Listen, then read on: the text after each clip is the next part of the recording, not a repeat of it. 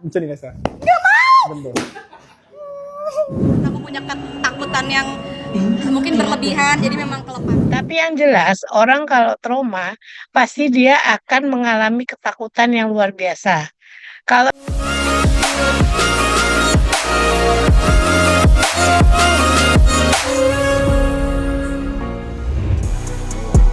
Selebtubers, tangis Ria Ricis pecah saat kolaborasi dengan influencer asal Malaysia Aisar Khalid. Dalam video yang beredar, Ricis tampak terkejut sekaligus ketakutan kala diminta memegang matras, lalu tiba-tiba Aisar meninju matras tersebut hingga jatuh tepat di depan wajahnya.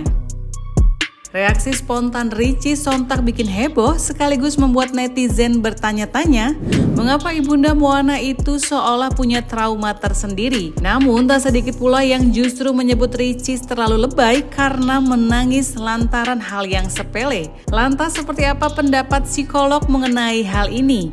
Benarkah wanita bernama asli Ria Yunita itu punya trauma di masa lalu? Bentar. Bisa nih Nesa. Gak mau! Bener. Iya. Sorry ya. Sorry.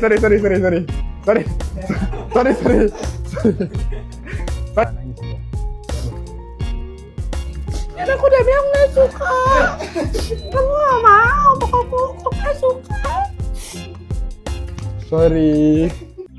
Menanggapi beragam komentar netizen, Ricis pun akhirnya buka suara. Melalui unggahan Instagram, ia mengaku menangis karena takut, bukan lebay apalagi cari perhatian. Ia juga menegaskan bahwa dirinya punya ketakutan berlebih yang mungkin dipicu oleh pengalaman masa lalu. Meski Aisar sudah meminta maaf, Ricis tak menampik kalau momen itu sempat meninggalkan trauma kecil baginya.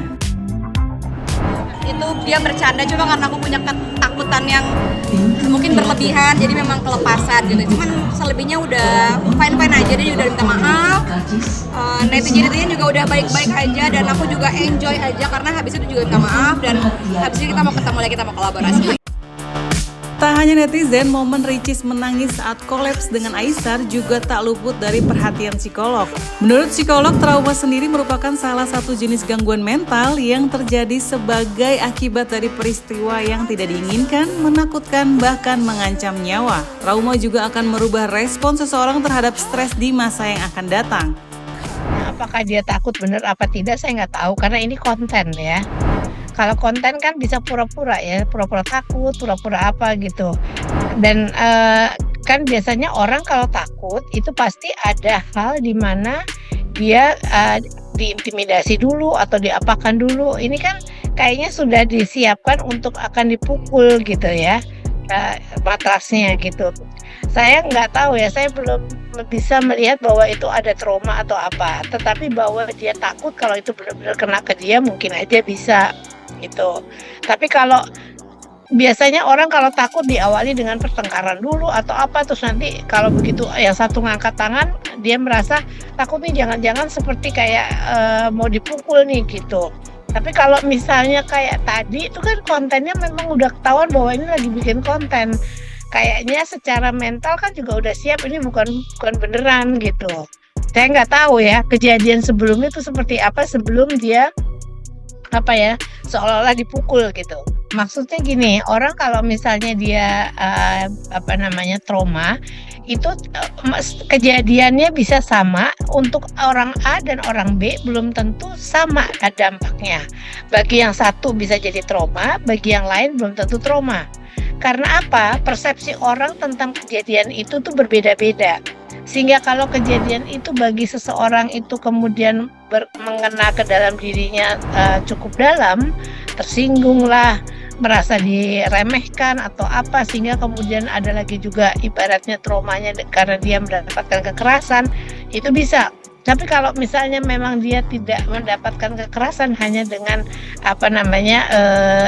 bisa saja orang itu dapat kekerasan, tetapi kekerasan itu bagi orang itu membuat dia kemudian tidak trauma, tapi untuk kemudian membalas gitu, bisa aja. Jadi tiap orang beda-beda, tidak sama cara reaksinya terhadap sesuatu kejadian masa lalunya.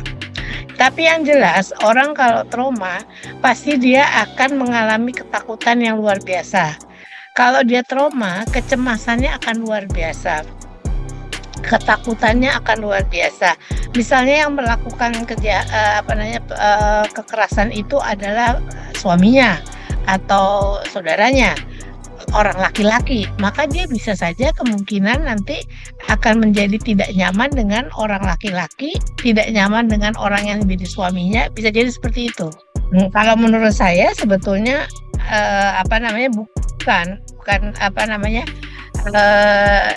dia mungkin tadinya awalnya mungkin ngerasa seperti kayak betul-betul, tapi kan ternyata kan sudah tahu kalau ini akan masuk konten, sudah ada kamera ibaratnya gitu. Jadi orang kalau udah disetting ada kamera dan sebagainya, mana mungkin orang itu melakukan kekerasan di depan orang banyak gitu, misalnya kayak gitu kan nggak mungkin. Nah, jadi itu udah settingnya di dalam hati atau dalam dirinya.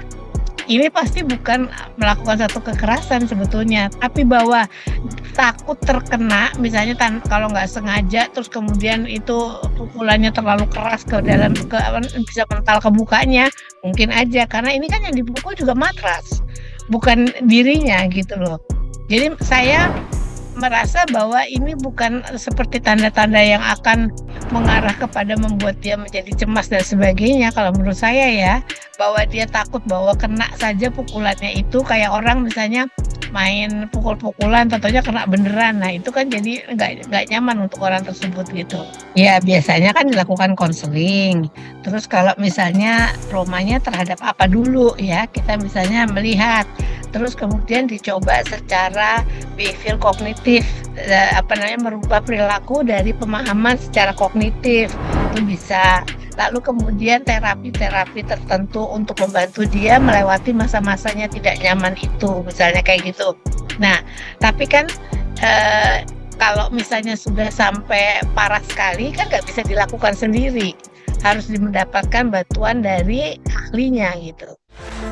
Namun di balik drama air mata itu, kebersamaan Ricis dan Aisar justru bikin netizen baper. Dari bercanda bareng, berkuda, sampai seru-seruan di rumah bareng Putri Ricis, Moana, banyak yang mulai menjodohkan keduanya. Meski begitu, Ricis menanggapi hal ini dengan santai. Ia menegaskan bahwa semua hanya sebatas profesional sebagai sesama konten kreator. Tak terbantahkan, vibe antara Ricis dan Aisar memang sukses membuat gemas dan bikin netizen susah move on. Nah, gimana nih menurut Selebtubers? Mereka cocok nggak ya? Yuk komen di bawah. Bye-bye. Tapi kalau dari dirimu sendiri gimana?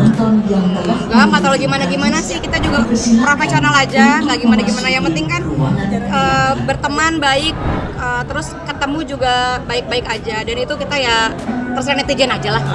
Kak, kalau bicara hari ini, kata-kata hari ininya apa sih, Kak? Kata-kata hari ini, Apa tuh? terima kasih ya. Kata-kata hari ini, makanlah apabila kamu lapar. Makan makanan, jangan makan jadi manis. Kenapa harus selalu makanan, Kak? Kenapa yang dibahasnya makanan? Karena saya suka makan. Saya nggak bisa, masa saya nyemplung di sini. Makanan favoritnya apa, Kak? Non Ambon. Boleh. Umroh. Umroh berapa, Kak? Barengan sama 20 karyawan. Amin. Kak, ini gimana posisinya ya? Nah gini aja nih, Jalan. Gimana? Oke. umroh ajak karyawan 20 orang. Iya, insya Allah ini juga belum hari H juga. Dan lewat mana? Tunggu dulu. Bentar dulu. Satu umroh, semoga berjalan dengan lancar. Alhamdulillah kita juga bekerja sama travel, ada namanya Rianda Travel and Tour. Ini memang umroh teramai yang aku bawa, mudah-mudahan dilancarkan, rezeki, kesehatan, semoga diberikan usia yang panjang. Dan yang aku rekrut dan aku bawa umroh juga itu memang karyawan-karyawan yang loyal, yang royal juga, yang udah lama. Jadi semoga Allah memanjangkan usia kita biar kita bisa berangkat ke tanah suci bersama. Itu schedule kapan, Cis? Insya Allah kalau diberikan usia panjang, diberi rezeki yang cukup, insya Allah berangkatnya bulan Juli setelah aku ulang tahun. Insya Allah mudah-mudahan. Kak Ricis ada persiapan mau kurban nggak sih Kak Ricis? Dirimu akhirnya ngajak 20 orang itu. Apa karena loyalitas mereka sama dirimu, terus support atau kayak gitu? Aku sih karena memang tahun ini goalsnya ulang tahunnya tuh bukan cuma pengen happy-happy, pengennya pulang lagi ke rumah Allah. Dan tadi aku bilang bukan cuma loyal, mereka juga royal. Tahun lalu waktu aku ulang tahun, karyawan aku semuanya ngasih aku kado. Jadi kayaknya aku pengen tahun ini aku balas kadonya, yaitu aku pengen mengumrohkan mereka. Insya Allah mudah-mudahan. Mana juga diajak. Semoga kita semua bisa ke tanah suci ya, teman-teman. Ini salah satu